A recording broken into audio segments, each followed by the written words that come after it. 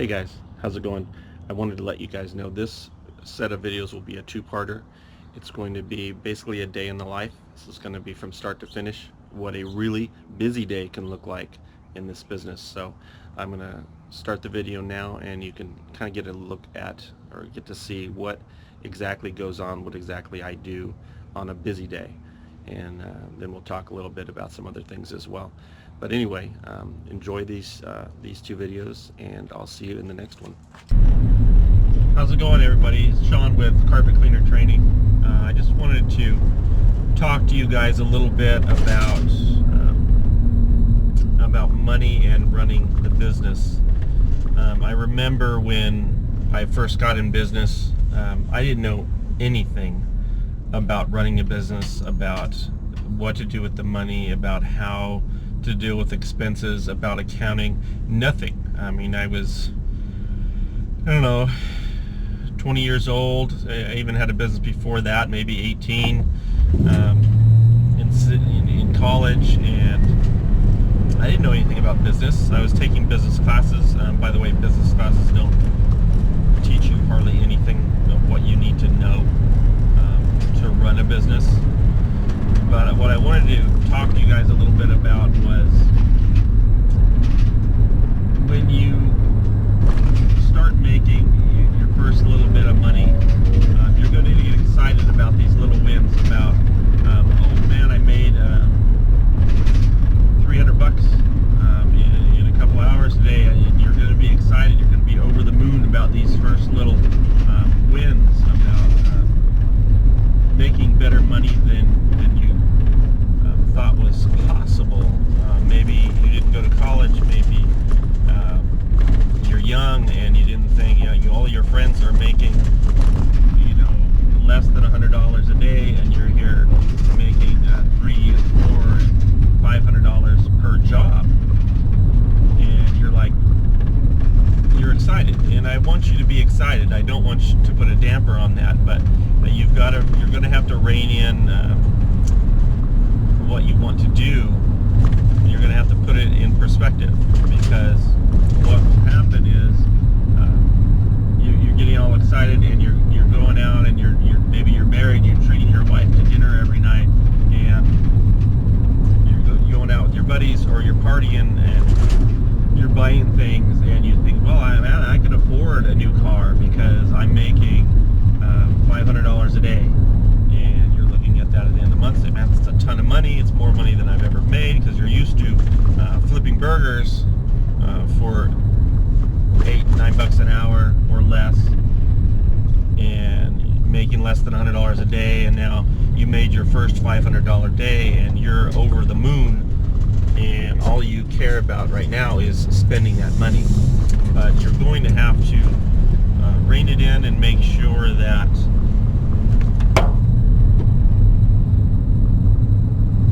you don't get out of control. Because what will happen at the end of the year, if you haven't played your cards right, you will have a tax bill. So if you are in business, you're supposed to pay quarterly taxes. And what that means is a little bit every quarter you need to pay to the IRS, so that when the end of the year comes and you file your taxes in April, that you have the money already paid to the government. So you don't get a bill at the end of the year that's $15,000 or $10,000. Maybe in your first year you won't have that, just because you'll be spending a lot of money getting equipment, and those are all write-offs. And I'll do other videos that talk about taxes and write-offs and what you can and can't do. But I just wanted to do a short video today talking about what not to do. So when you get these big wins, I want you to celebrate. I want you to take your wife out, or I want you to go out with your buddies and say, and just spend a little bit of that money, but don't spend all of that money. If you spend all of that money, you're going to have a huge problem by the end of the year, because you're going to get a bill that you can't pay. And then it's never any fun to play catch up. And that's exactly what you'll be doing. Year after year, you'll be playing catch up. if you don't pay those quarterlies and you're behind. So what I want you to do is take a portion of every single day's work. So if you made $500 in a day, go deposit that into your bank, and then go home. And with online banking now, it's just too easy to do this. You can just go online, you can transfer a portion of that money, I prefer a percentage. So if you say you made $100 and you want to take 15 or 20% of that, so out of every 100 that you make, take $20 out. That's to be 20% of the 100. Take $20 out, and it goes in a separate savings account, something that you don't have a ATM card tied to, and you're not tempted to spend it. And then every quarterly, you're going to have that money for the quarterly to pay. You don't have to worry, oh, where's that money going to come from? It's there. And in fact, if you do 20%, especially at the beginning, you're going to have more.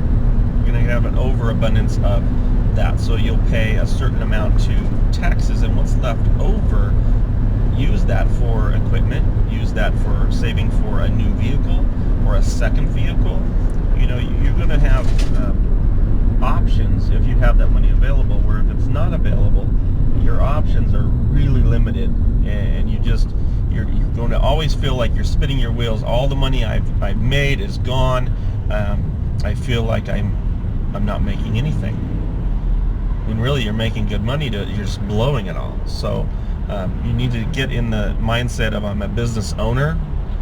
I'm not an employee anymore. Nobody's going to write me a check at the end of the week and conveniently all the taxes are taken out of it. Now you're responsible for those taxes. You're responsible for taking everything out of your own paycheck. So as you pay yourself, take that percentage out. I do recommend 20% as just kind of a baseline, and then you can adjust it from there.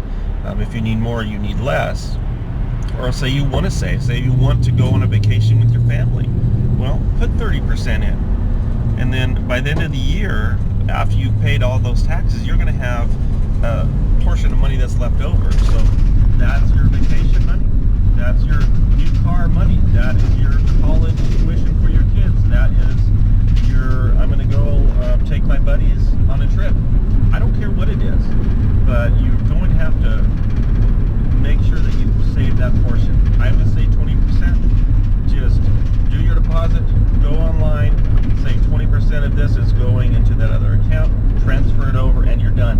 And whatever is left is your money. Spend it on whatever that you want. And then at the end of the year, after you pay your taxes, you're going to have an abundance of money left over. You're not going to feel stressed when you get that you owe $10,000 from the IRS because you've already paid it, and you're not going to have to worry about it. So that's just my we'll call this a business talk for this morning, and then we'll be going over some more things in depth on taxes and different types of things in the coming months. So I just want you to have a good idea of, all this money I'm making, I don't get to keep every cent.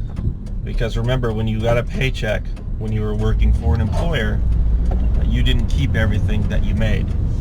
The government took out a portion of your paycheck every single time. You just didn't see it. Unless you're reading that and you say, well, who the heck's FICO and why is he getting half my money? Now you are going to have to take that out and be responsible enough to put it in an account where it's going to work for you, and it's going to be there when you need it for expenses and for taxes, for buying new equipment. So that's what you want to do, is just you're a business owner now.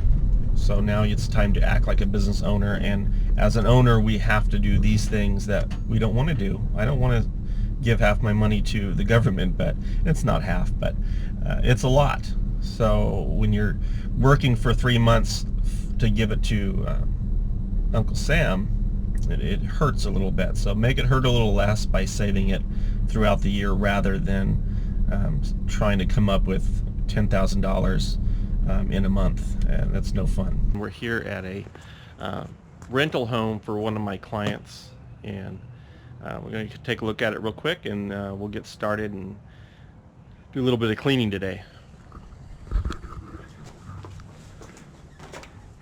All right, so this is a decent sized rental, mostly vacant. That's the only piece of furniture that I'm going to have to deal with. And then we've got each room, pretty decent sized living room, hallway, and it is a 4-bedroom. We got these 3 bedrooms down at this end, and then we have another bedroom that was a converted game room. Used to be a game room, but now they're going to go ahead and make it into a bedroom, so they added the closet there. So this is a decent size. Not overly dirty, but not overly clean. A typical rental, at least for me anyways. I mean, I've done the nasty, dirty rentals as well, but this is more typical for me. So first thing I do is obviously put the corner guards in. Got 2 here and 1 down there on the major corners where I'll be coming in. And then I'm going to put some sliders under this furniture in here so it's easy to move around. And the sliders are definitely something you want to buy, those little plastic discs with foam on them. I'll show you how those work. But they just make furniture moving easy. So I want to show you a little bit today about, because we haven't covered this in another video yet, is how I'm going to measure this home. You know, I measure by the square foot, and that is how I charge by. So I'm going to get this measured out here, and that way you get paid for it. So there's 2 ways I use to measure. Measuring wheel is one way, and just to get the overall dimensions. And then I also, at the moment I have lost it, so I need to buy another one, is a laser measuring tape or a sonic measuring tape. Both will work fine. And that, especially for something like this where it's a square room and you can just come to one end with that laser measuring tape and just put it against the wall, both directions, and gives a real quick square footage total for each room. Then you just write that down and then total at the end. So I'm going to go ahead and wheel this out and get started on getting a total for this customer. So this room is 16 by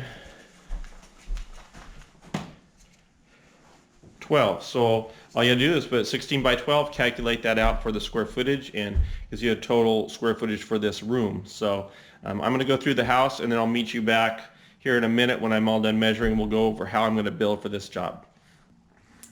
All right, so my base price is 65 cents a foot. But what I typically do for my customers is, number one, this is over 1,000 square feet. So if it's over 1,000 square feet, I will tend to discount it down to 50 cents base price, because it's just large. I'm here.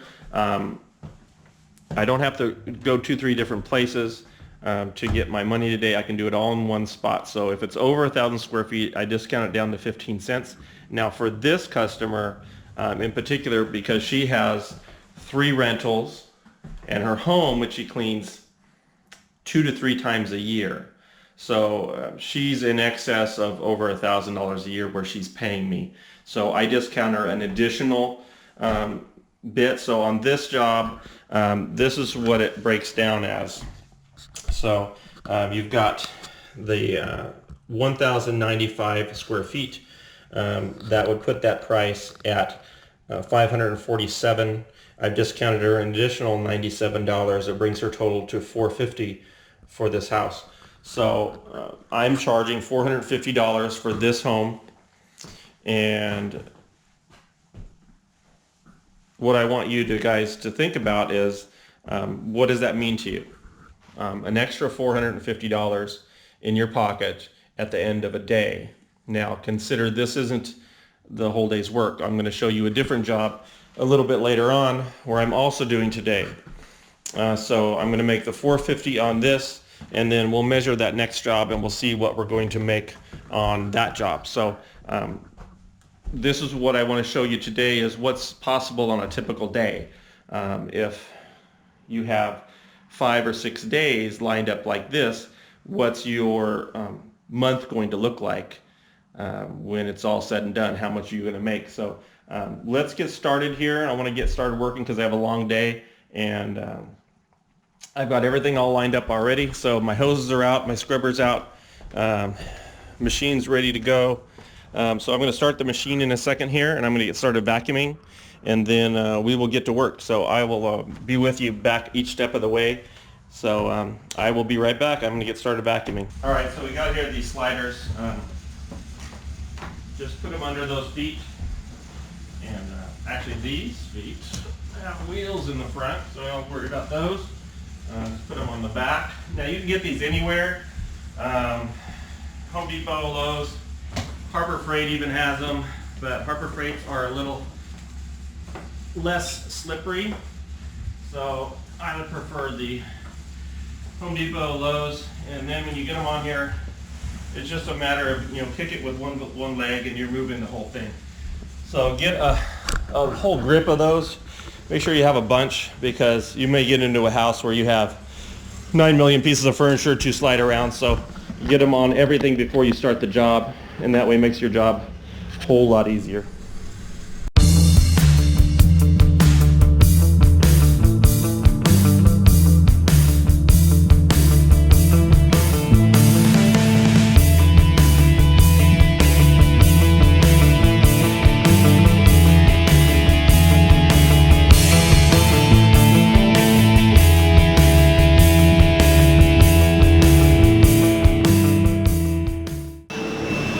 In areas like this, it's crucial that we do a really thorough vacuuming. I mean, you've got a lot of heavy traffic here. It's where a sectional sat, either that or a love seat in a sofa or a couch. So you want to go slow. Just take your time. You've got no hurry. Right now, today, I've got 2 jobs set.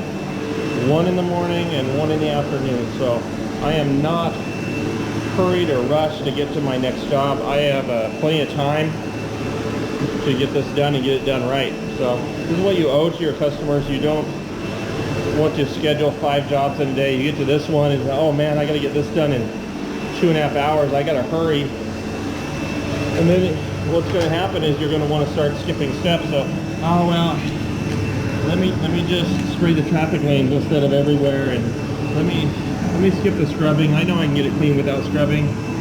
And pretty soon you're not a quality cleaner anymore. You are the guy that comes in and, well, it's just a rental.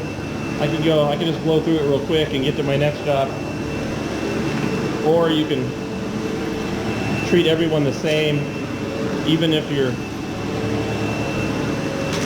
feel that it's a rental and, well, I don't need to take my time on this. It's just a rental. Someone's going to move in to destroy it anyway.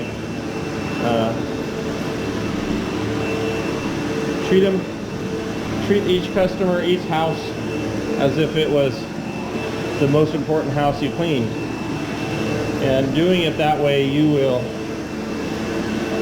get customers that will use you for life. I've had customers that have been using me for 20 years. And they won't use anyone else because they know they've used them before. They've used other guys and they are not nearly as good. They don't take the time to vacuum. They don't take the time to pre-spray and scrub. When you go into a house and they've had other cleaners in the past, 9 times out of 10 you can outperform that cleaner that they've had in the past. And how I know that is, if they were that good, if they were happy with their last cleaner, they wouldn't be calling you.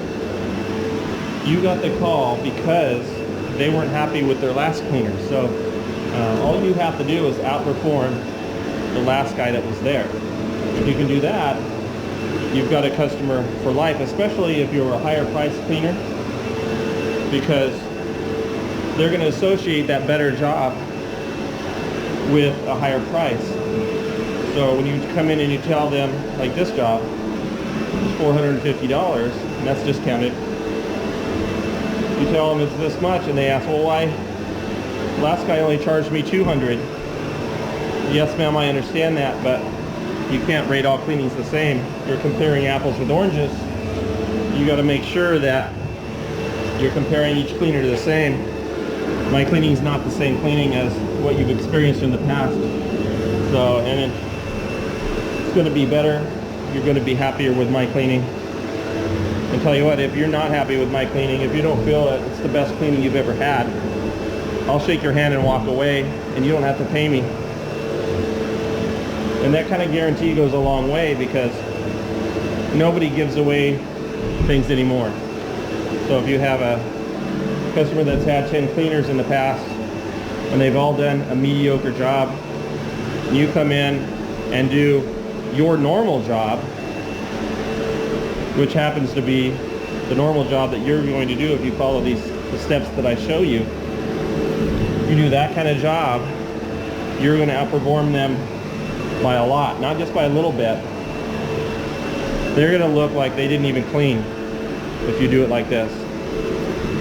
If you do all the steps I show you, guarantee you 9 times out of 10, actually 99 times out of 100, you're going to outperform anybody in your market if you do this, because I know in my town there's one, maybe I could count them on one hand, the amount of cleaners that would perform at this level. And no matter where you live at, that is typically the case. You're going to have your top 1% of cleaners that are doing phenomenal work, and the rest are just really just not doing much. They're come in, you have some guys that do a mediocre cleaning, but it's nowhere near as thorough as that can be done. So the point in all this is just treat everybody the same, and if you start treating people differently because of the money they make, or you don't think they deserve a good cleaning just because they don't make as much money as the people living across town, why don't they deserve the same cleaning? So give everybody the same. You don't know who they are, you don't know who their parents are, you don't know who their friends are. Always assume that everybody knows somebody that is in a better place in life. So just because they don't have money doesn't mean that their friends don't have money or their parents don't have money. So just because they're not giving you a huge job doesn't mean that you're not going to receive a huge payday through their friends, their parents, their neighbors, and the people that they know. Do the best job you can, and they will tell absolutely everybody. And you'll never be hurting for work if you do this kind of work, and you show the quality of your labor is worth being paid for. The price will become secondary to most people, and you'll be able to charge more, you'll get more jobs, you'll be more satisfied in your work, and it's just good all around. Thought I was done with my rant on that subject, but one more thing. Does my customer know what I'm doing here today? No, she left. She's gone. Could I not do half of the steps that I typically do and she wouldn't know any better? Of course I could. And I would still be able to get it pretty clean. Would I be able to get it as clean? No. If I'm not scrubbing the carpet, I'm not loosening as much soil as I could. Now, will she notice that? Probably not. But I'll know that. So, a character in a person is what you do when people aren't watching you. What do you do when you're by yourself? So, do I want to let my character slide so I can get this job done a little quicker? No, of course not. Do I want to just save time so I can get done a little faster? And my vacuum's making a crazy noise now.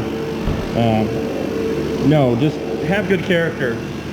When someone's not around watching you, make sure you're still doing everything that you promised them that you're going to do. Everything that you did the last time that you cleaned for them. You will just make sure that they know when they call you what they're getting, and that you can be counted on. to provide them with the same service every time. One thing to remember is when you're setting up for, like right now I'm vacuuming, but when you're setting up your items for use, make sure that you're setting up your cords to be out of your way. So I'm vacuuming this direction. I finished this room.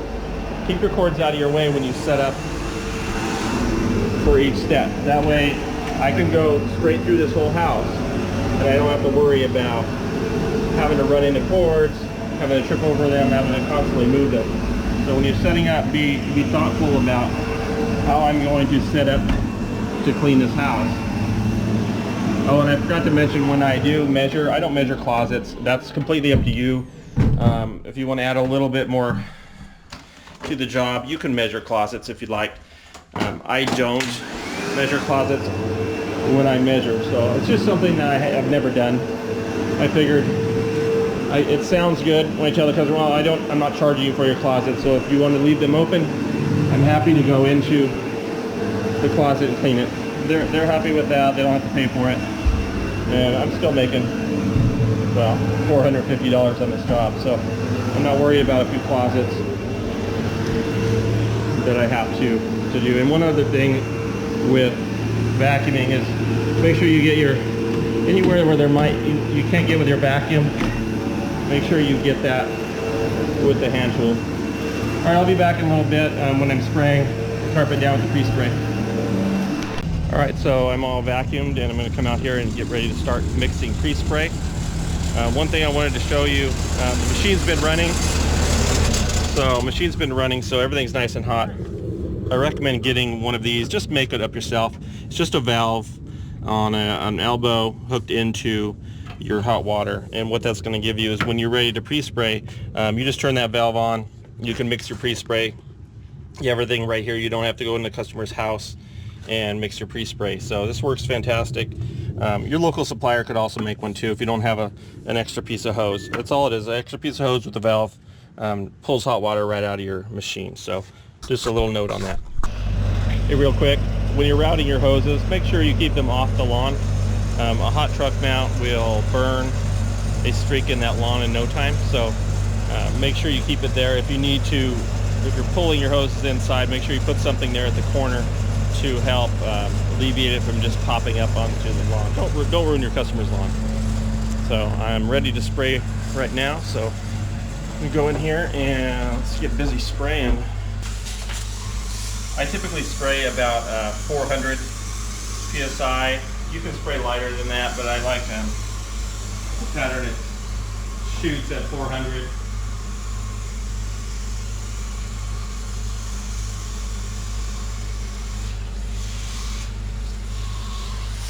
And the main thing is just spray it consistent over everywhere. Many cleaners only spray traffic lanes, so don't be that guy that comes in, oh, this room's not dirty, I don't need to really spray it at all, and you don't, and you come in and you actually just do a mist and vac where you're just bringing the hoses and you start cleaning. Bringing the hoses right away and starting cleaning just with hot water does nothing, so don't do it. It doesn't do anything at all.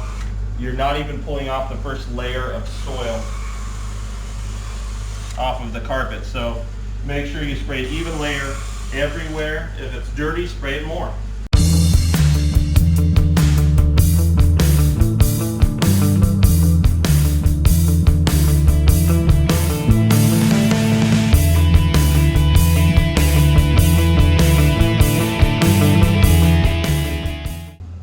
Alright, so in an area that you have a lot of soil in, on these areas that you can see that the couch was sitting there, go slow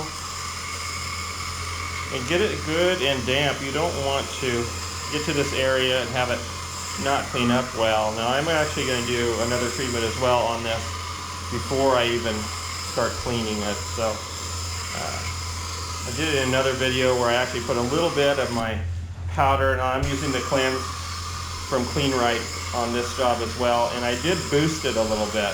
So the tile cleaner I use is called Oxy Blaster, and it also makes a good booster. So it has oxygen in it, which means it's going to help to whiten those areas of the carpet that have gotten dingy. So I use that on something like this where there is no warranty. This is a second owner of the house.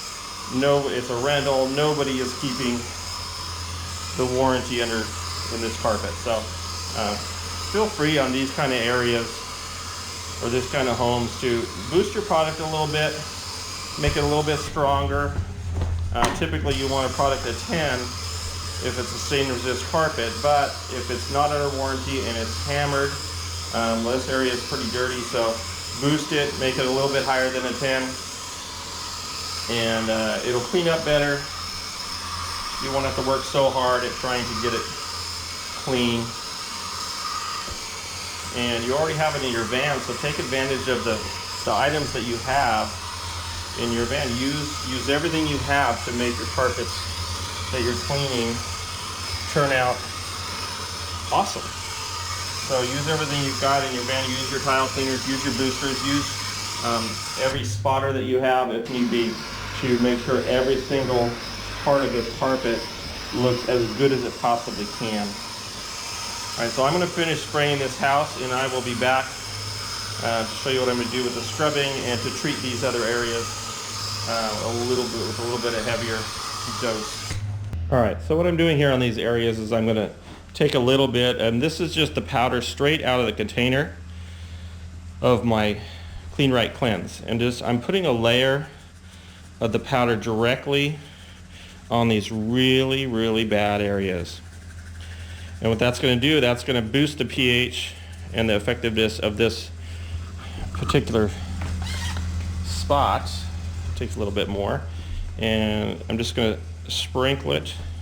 You don't have to put loads and loads of it, just put a little. Now as these dissolve, they're going to aid in the removal of this dirt in this area. And this works really, really well. I don't do it everywhere. You don't want to do it on something that's under warranty for sure. I mean, these areas, most likely those little traffic lanes would come clean just fine. So I'm not going to do the whole thing, but only the areas that I think, these needs a little bit of something extra to get this totally, totally clean. So I'm just doing this area. This looks like it was used as an office, so it had a desk, and right in front of that desk where their feet went is a little bit of a mess. So that's just a little bit of something that I do as an extra. And now what I'll do is I will come in and just spray a little bit of water over. You don't have to spray more chemical on there, but just mist it with a little bit of water, and that'll help those dissolve. Then do your scrubbing. You can do this after the scrubbing as well. If you're in the middle of a cleaning and it's just not getting clean in that area, do that with this spot. Just put a little bit of powder on there, mist it with your wand, mix it up a little bit, make sure it dissolves, give it a few minutes, 10-15 minutes, then come back and clean it again, and you'll be surprised at how clean you can get it just with a little bit of powder, a little bit extra time. All right, so here we are scrubbing this room. So this is the worst room in the home, so we're going to spend a little more time on the scrubbing. First, everything's pre-sprayed really well, and just going over it, you know, you can just ride that edge. Make sure if you have a scrubber with a rubber edge on it, that those could mark, so just be careful. This has a hard plastic edge, and it's never given me any problems doing that, so I don't have to worry about marking the edges with the scrubber. And just work your way slowly. I like to do the outside edge first. It's going to do a cord. You can pop it over. Don't do that when you're brand new, because you can catch that cord if you do it wrong and yank it out of the wall and do damage to the customer's home. So just be careful when you're using this. This machine can very easily get away from you if you're not used to using it. So it's really strong. You want to make sure that you are very careful with it. I've seen guys get really out of control. If you want to see something really funny, do a YouTube search for floor machine rodeo or floor machine riding. and it's good for a good laugh. The guys will sit on these and ride them. Just hit the trigger and start spinning in circles. So it's pretty funny. But anyway, back to business. On these areas that are really bad that we put the powder in, this is where we're going to just scrub them really well and make sure that we get these areas that have a lot of soil. That soil needs to be dissolved. That soil is bonded to the carpet over years of use with the oils that are in the house, the oils that come in on your shoes, the oils that enter your house or get dissolved in your cooking. And so if you can be at one end of the house and smell someone cooking something at the other end of the house, those are oils that are in that food, and they drafted through the house and settle on the carpet, and that is what bonds that soil that comes in to the carpet. Otherwise you just be able to vacuum it away. So you want to make sure that this is the process of breaking that bond of those oils to the soil that is attaching it all to the carpet. So once those bonds are broken, the soil just lifts off. And then when we extract, all you have to do is basically rinse the soil that's now loose off the carpet.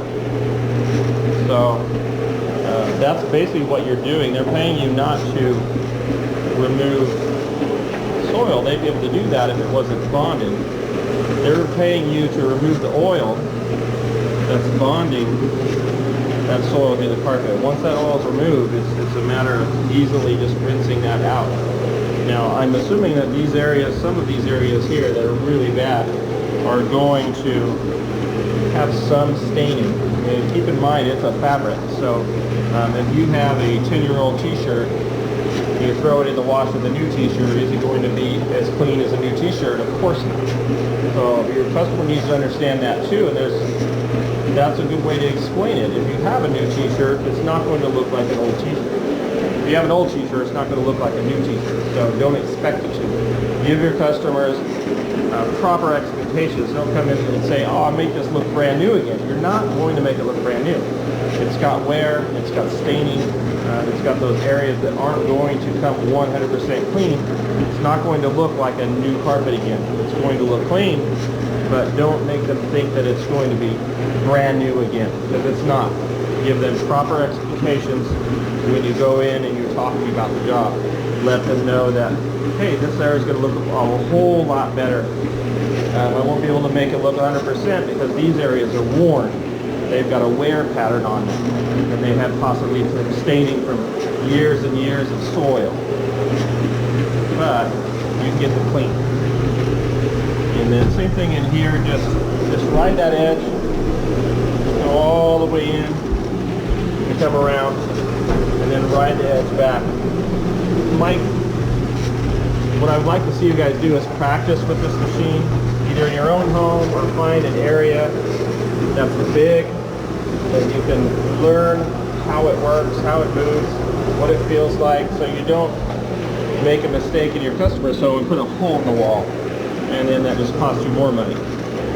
Plus, you lose credibility pretty quick if you're starting to put holes in your customer's wall. So practice with the unit before you really get into a lot of cleaning. So I'd say after a week of use, you're pretty good at running this machine. So just get used to it before you really start putting a lot of time in a customer's home. So spend a few hours at home, clean your own carpet, clean your friend's carpet, get in the middle of the living room and play with it, and then you'll get real good at it real quick. And this is the machine that's really going to make you money.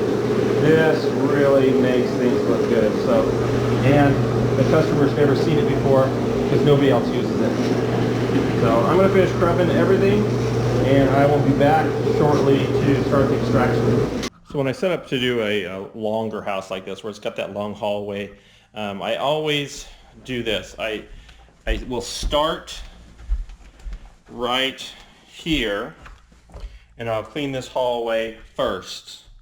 And the reason why I do that is when this heats up, it has that tendency to to heat up to the point where it will dry a streak in the carpet if you leave it in one place too long. So if I run it down this hallway and start in this back bedroom and clean all this way out, by the time I get here, there's going to be a streak in the carpet wherever that hose is laying. And I'm going to have to re-spray, re-scrub it to get it to come loose, because this hallway area is really dirty. So you want to make sure that I clean this first. That way, wherever the hose is at, it's not going to matter, because it's not going to leave a streak that's already clean. It can dry out. It's not a big deal. So, and then once that hallway is cleaned, I'm going to start in the very farthest back that I can get. So I'll be back in this back closet, and then I'm just going to work my way backwards through the home, all the bedrooms, and backwards to the front there. And then once I'm in these front rooms, I'll probably go finish this room, and then finish the other room there, and then go back to that back room, which I could reach from the kitchen area, so I don't have to go on any carpet. So just plan your exit. So work your way backwards through the home and make sure you're not going to get bunched up or have to backtrack over an area that you've already cleaned to clean another area. So that's just the point I wanted to make here, is just plan your exit, make sure you're cleaning the most efficient way you can so you don't have any problems later on.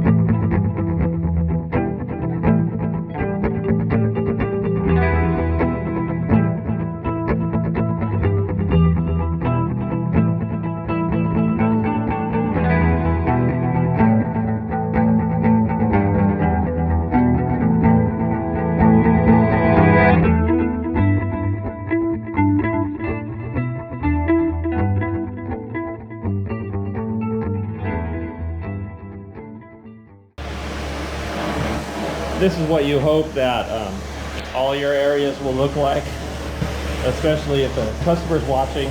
This is what you want to see, you know, that it is actually just stripping that dirt off the carpet and just taking it right out. And that's what you want. You want, if you do all your prep work the way you should, this is what you can expect it to look like. So just do the prep work, do the scrubbing, do the spraying, do the vacuuming. All that is prep. This is where you get the payoff, and it's going to look beautiful. You want your customer to be just ecstatic, and you know, if you're not hearing wow every now and then you are not doing some of that prep work that you should be doing. Now eventually you're going to run into some spots that don't come out in a cleaning. This is some here. So what I'm using today is just a Pro's Choice citrus gel. This is not my favorite citrus gel. I like the Pro Chem, but I had to have some, so I went ahead and got this one. And it foams up a little too much for my liking, so when you're trying to extract it, it doesn't do real fast. You could do it a couple ways. You could do a tamping brush. I just kind of dribble it on there, give it a little wiggle around with your, you can do it like that. You can even do it with the lid to the cap here, just kind of go at it. Something soft. You don't want anything that's going to be too abrasive on that. And then just let it sit for a few minutes. Then by the time you're ready to extract, it'll come right out. So that's how you handle just little spots like that.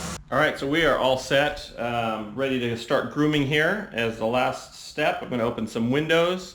It's a nice day today. I'm going to turn on the fans, and we are going to be out of here and off to job number 2 for the day. So I'll do a quick walkthrough and show you how it looks. Everything looks good. You can see here that there is some shadowing, some cornrowing there that's causing a shadow on the entryways, and you can know it's shadowing when it changes. You change direction and it looks different. It means the fibers are more or less reversing, and you'll see it one direction and you turn directions and it's going to start to disappear. So that's how you know it's a shadow and not soil. It's one of the ways. So we've got this room here. Came out excellent. No visible spots. Everything looks good. And the rest of the house came out the same. We have a little bit of a traffic lane graying in the hallway, but we've got this room that turned out really well. It's the office. This one here, it wasn't real dirty to begin with, but looks nice and blended in. And then we got the master bedroom, which had a heavy traffic pattern here next to the bed, and in front going into the closet. A lot of cornrowing there, a lot of wear patterns, but looks really good.